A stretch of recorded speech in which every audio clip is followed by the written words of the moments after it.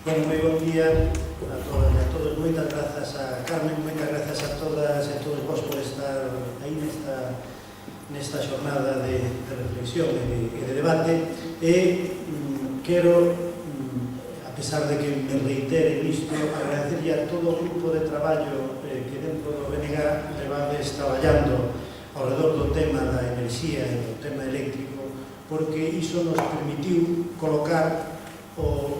debate sobre o problema da enerxía e o debate sobre a tarifa eléctrica galega na sociedade. A pesar dos poucos altavoces que temos, pouco a pouco conseguimos convertir o que sin dúbida é un problema crucial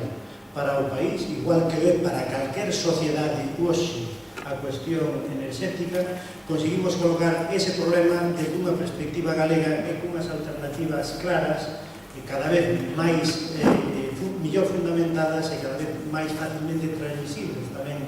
á sociedade. Entón, nese sentido, eu creo que é un traballo de todo este colectivo que é moi importante e que, sin dúbida, espero que continúe, que podamos, ademais, ir incorporando máis xente a ese debate, a esa labor de reflexión e tamén de popularización das alternativas e as propostas, porque desde a nosa perspectiva creemos que o tema enerxético, en particular dentro do tema enerxético, o tema eléctrico, é un argumento fundamental para defender unha alternativa para este país e para defender claramente un proxecto nacionalista en relación ao que é o modelo económico da Unión Europea ou do Estado español. A primeira cuestión, de aí que pode parecer unha obviedade, para min é moi importante insistir na idea máis xeral. E a idea máis xeral é que no mundo no que estamos e no mundo caro que imos, sin dúbida, a enerxía é un factor estratégico, é un factor clave da configuración desta sociedade e da sociedade futura. Por lo tanto, traballar ao redor del e ver que é o que se pode facer con el debe ser unha preocupación fundamental. Sin dúbida, moito do que ocorre no mundo, dos grandes conflictos do mundo, como moi ben sabedes, xiran ao redor do acceso á enerxía, en particular a fontes de enerxía fósil, porque a enerxía, claro que é a clave para o futuro do modelo de sociedade que temos. A maior parte da calidade de vida que hoxe podemos disfrutar depende precisamente da produción e da forma de acceso á enerxía. E o non acceso a ela, precisamente, é o que define que moita xente nesta sociedade, e a medida que empeoran as cousas máis, pois caia nesa bolsa de pobreza que en parte tamén pobreza enerxética, ou se revela ou se plasma precisamente a partir da pobreza enerxética. Por lo tanto,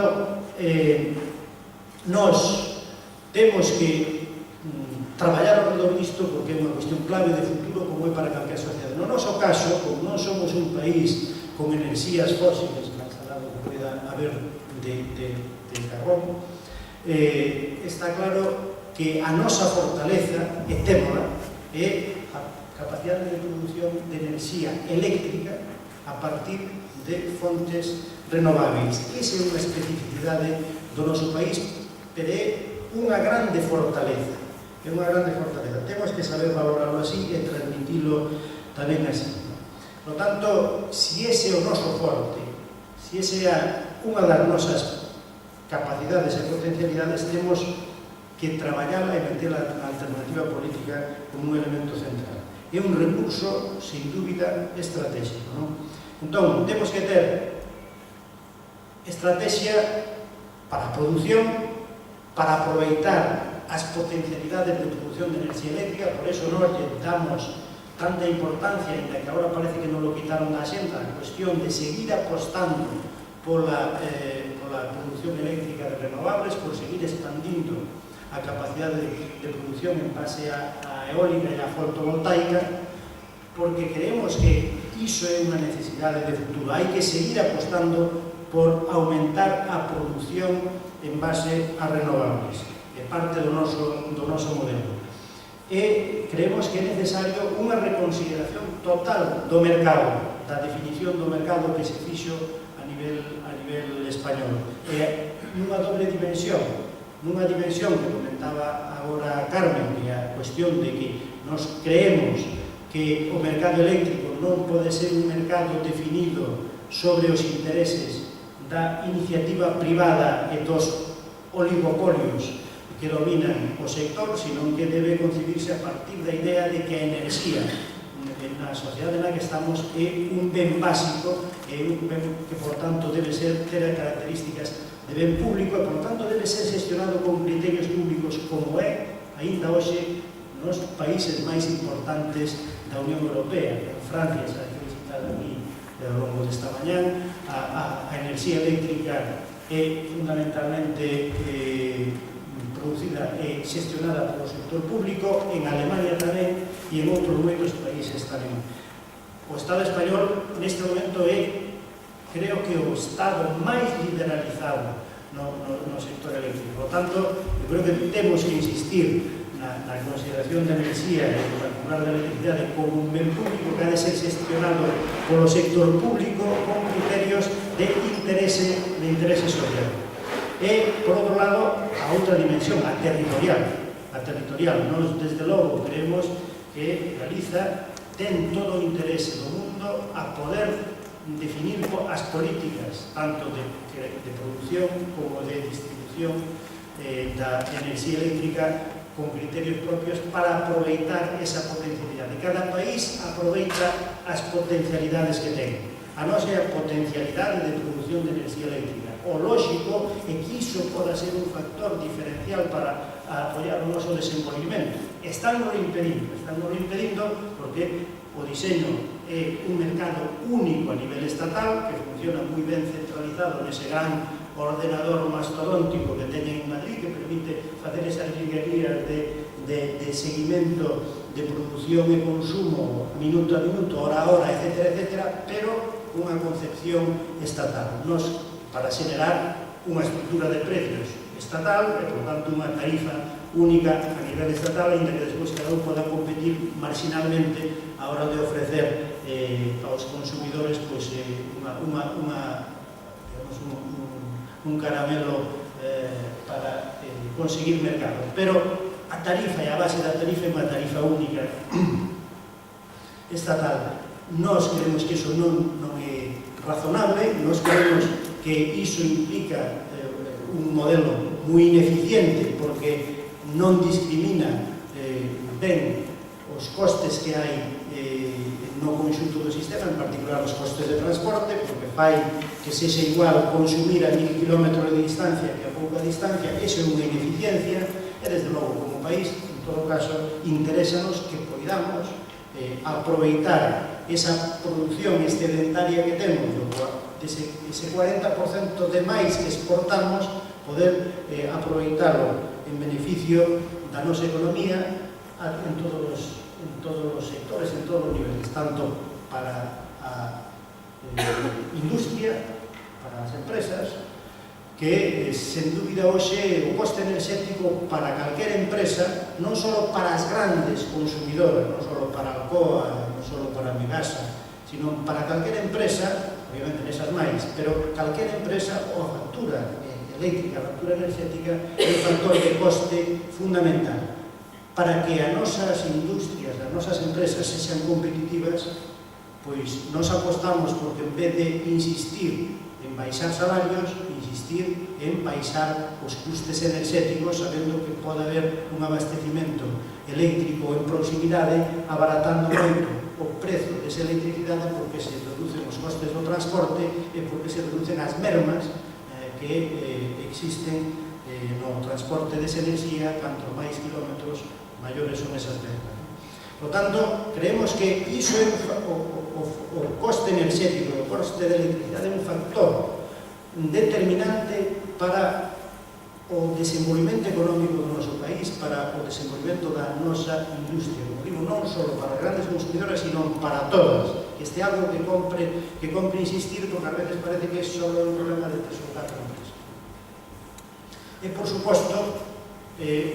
fundamental tamén esa estrategia de diferenciación territorial do mercado a nivel galego e unha tarifa propia é fundamental para as familias, porque se descontamos os costes de transporte e as mermas e o feito de que nós, como antes xa se mostrou nas gráficas que mostrou Nandi, non temos que as tecnoloxías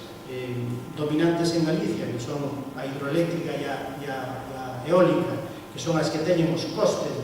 de produción máis baixos, poderíamos ter a suma de todo iso, pois seguramente é difícil establecer unha cifra exacta, pero desde logo a suma de todo aproxímase seguramente bastante a un 30% do coste total que se podería abaratar tendo en conta todo iso, a maiores de se xogamos cos beneficios das eléctricas. Entón, unha reducción desa tarifa no redor dun 30% para as familias podería significar un alivio moi importante no seu gasto anual. Ao cabo dun ano, xa máis ou menos se dixo, as tarifas medias, ademais, non se diferencia moito entre unhas familias e outras, porque, claro, como o coste máis gordo é o da conexión e o da potencia instalada, pois ao final resulta que por consumos poucos se diferencian uns dos outros. Entón, ao final temos unhas recibos anuais de 700 ou 800 euros por familia. Para familias que teñen ingresos que están como os pensionistas, con pensións como as que temos neste país, para os que están todos por debaixo do salario de 1.000 euros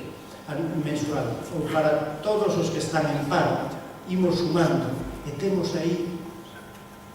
1,5 millón de persoas para as quales o coste desos 70-80 euros de recibo da luz ao final de mes representa unha parte moi importante dos seus ingresos.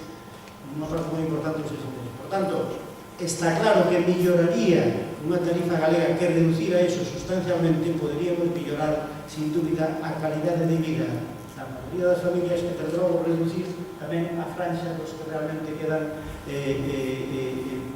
con esa situación definida como de pobreza enerxética, para a cual ten que, en todo caso, o Carmen, que non me vou parar, ten que haber medidas específicas e diferenciadas. Por tanto, é unha cuestión para nós clave apostar por iso, e tamén para o sector público, porque levamos nestes anos de campañas onde nos recortan todo por austeridade, e resulta que na factura eléctrica do sector público, o alumbrado público dos concellos e o consumo de todos os servicios públicos, hospitais, centros de ensino, etc., resulta que están penados con unha tarifa que podería ser unha tarifa realmente austera, que non é a que hai agora. Por tanto, tamén no gasto público municipal e no gasto público dos servicios públicos, unha tarifa eléctrica un 30% máis barata significaría unha forma moi considerable no gasto público. E, por lo tanto, temos moitas razóns para apostar e para, digamos, conseguir que a comunidade galega entenda a importancia de apostar pola defensa dunha tarifa eléctrica galega, dun mercado eléctrico galego, dun sector público eléctrico galego, e por unha política completamente diferente para o sector. Por lo tanto, esa é un pouco a nosa mensaxe, esa é a nosa mensaxe, e esa mensaxe é a que de forma máis redonda pode definir o que significa a soberanía. Nós, se tiveramos soberanía política, se iso nos permitira ter soberanía enerxética, cando menos no sector eléctrico, soberanía eléctrica, se puderamos regular a produción e regular o sector, poderíamos ter, sen dúbida, a capacidade para aproveitar ese gran recurso que é un recurso diferencial de Galiza na súa fortaleza nas renovables, e podería ser un instrumento, unha base, unha unha baza fundamental para impulsar o noso desenvolvemento económico e a mellora do benestar da nosa xente. E por iso, pois, polo que temos que seguir dando moita importancia a este debate. E iso vai ligado, o que acabo de dicir, vai moi ligado a outras apostas que tamén son apostas do BNG, que aposta por meter isto na política social, pero tamén aposta por un modelo sustentable, porque o modelo que nos propoñemos para o sector eléctrico é un modelo que incrementa claramente todos os parámetros de sustentabilidade do consumo enerxético e do consumo eléctrico. Unha porque o noso mix, por decirlo así, está basado sobre todo nas renovables, pero porque tamén axudaría a reducir os despilfarros enerxéticos no transporte da enerxía, realmente poñeríalle prezo a esos despilfarros e, por lo tanto, fomentaría un uso moito máis sustentable deste recurso. Aumentaría a eficiencia e, por lo tanto, tamén nos faría máis fortes nese sentido. Temos, para camiñar cara aí, temos un único camiño. O único camiño é conseguir capacidade de decisión para poder regular o sector eléctrico por nos mesmos, para poder regular o sector o mercado e para poder impulsar tamén claramente outras modalidades de produción e consumo en proximidade da enerxía eléctrica. Esa absurda penalización do autoconsumo, ou a exclusión, mellor dito, do autoconsumo que existe hoxe no Estado español é un despropósito absoluto. Bueno, pois, nós creo que temos que traballar nesa dirección para mudar tamén a relación entre produción e consumo, na medida do posible fomentar esa autoproducción e, en todo caso, tamén a organización dos consumidores, tanto individuais como os institucionais, para poder mellorar a eficiencia no consumo enerxético, reducir os costes e reducir as facturas. Nese sentido, eu creo que como a xenda dos próximos meses vai estar moi ligada ao redor do debate local, do debate municipal, na xenda do debate local e municipal, que duda cabe que este ten que ser un elemento importantísimo, xa non só polo que falábamos antes, de ter unha estrategia real de aforro de gasto municipal no alumbrado público e outros gastos enerxéticos, sino tamén porque os concellos poden apostar e deberían ser instrumentos para apostar pola produción local de enerxía e o consumo local de enerxía, con un modelo que existe en outros países, e que aquí, pola imposición do oligopolio eléctrico, o Estado español ten impedido e prohibido, pero esa ten que ser a nosa aposta de futuro e por iso temos que levarlo ao debate local, ao debate municipal tamén esta cuestión. E por lo demais, pois nada máis, aquí xa me paro, pero que xa levamos 4 horas intensas escoitando mensaxes moi interesantes, tendo máis elementos, digamos, para participar neste debate e para trasladar á sociedade estas ideas e estas propostas ao longo dos vindeiros tempos. Así que moitas grazas por estar aí e moitas grazas, sobre todo, por darlle a importancia que ten este tema dentro da estrategia do proxecto político nacionalista que representa o BNG, porque é un dos peares de construción do futuro do noso país. Moitas gracias e moi bon fin de semana a todos. A luz creo que imos seguir aquí ainda podemos xuntos que poidades quedarvos. Veremos próximamente. Bon fin de semana.